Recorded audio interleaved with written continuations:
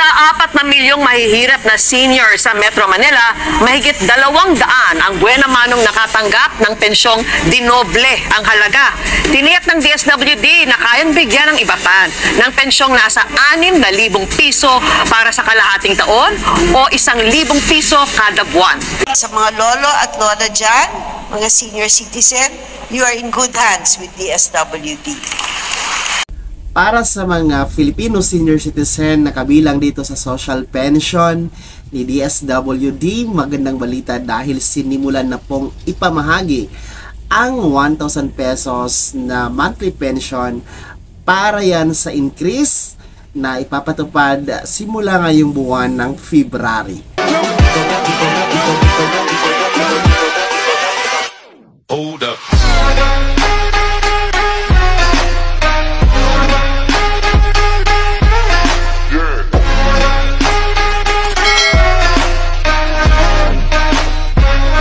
Hello mga ka-vlogs, saan ka mang dako sa mundo, welcome dito sa aking YouTube channel. And kung bago ka pa lang dito at nais mo mga informative content na nandito sa aking channel, ay maaari niyong i-click ang ating subscribe button pagkatapos mo mapanood ang video na ito. And maaari kayong maging miyembro dito sa aking channel sa pamamagitan po ng pag-click ng join button na nasa baba.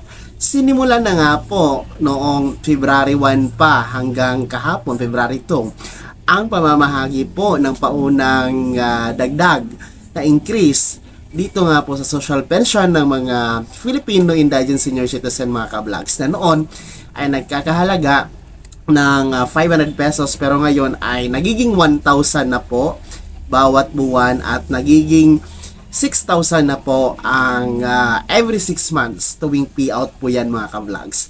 Para sa kumpletong detalye, narito po panoorin nyo ang mga naunang nakatanggap dito sa dagdag pensyon ng ating mga indigent senior citizen under po sa DSWD social pension. Sa 4 na milyong mahihirap na senior sa Metro Manila, mahigit 200 ang buena manong nakatanggap ng pensyong dinoble ang halaga. Tiniyak ng DSWD na kayang bigyan ng iba pa ng pensyong nasa 6,000 piso para sa kalahating taon o 1,000 piso kada buwan. At nakatutok si Marizo Mali. 250 benepisyaryo ang unang nabiyayaan sa pagsisimula ng implementasyon ng RA 11916 o ang batas na nagpapataas ng social pension ng mahihirap na senior citizen. Ang good news, hindi lang siya katiting na dagdag dahil 100% ang dagdag sa kanilang social pension.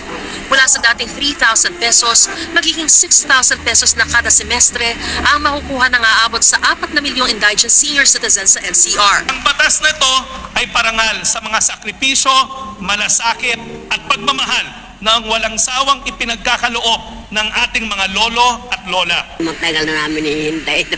Tuwa kami dahil lalo na sa akin, maraming gamot na binibili. Ayon sa DSWD, ang dating 25 billion pesos na pondo ay naging 49.8 billion pesos na, kaya kakayanin na raw maibigay ang karagdagang pensyon. Sa mga nais mag-apply para mapasama sa Social Pension Beneficiary Program, ipaalam lamang sa inyong local social welfare office. Pero kailangan mapatunayan po ninyong kayo ay mahirap, walang natatanggap na pensyon, walang ibang pinagkakakitaan at wala ring natatanggap na sustento mula sa mga mahal sa buhay. Sa ngayon, mayroon pa raw 400,000 nasa waiting list na ginagawan pa ng paraan ng DSWD. As much as we want to include more beneficiaries, syempre kung si alon lang po yung funded ng General Appropriations Act, doon lamang po tayo makakapagbase ng ating payout. Naroon sa seremonya si First Lady Liza Araneta Marcos. Sa mga lolo at lola dyan, mga senior citizen, you are in good hands with DSWD.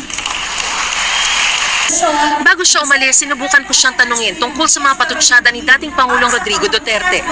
Ayon kasi kay Duterte, ang First Lady raw ang isa sa utak ng umano'y balak na pagpapalit ng sistema ng gobyerno mula sa presidential patungong parliamentary. Baka pwede lang kayo kuna na reaction. Reaction lang po ma'am dun sa sinabi po ni PRRD.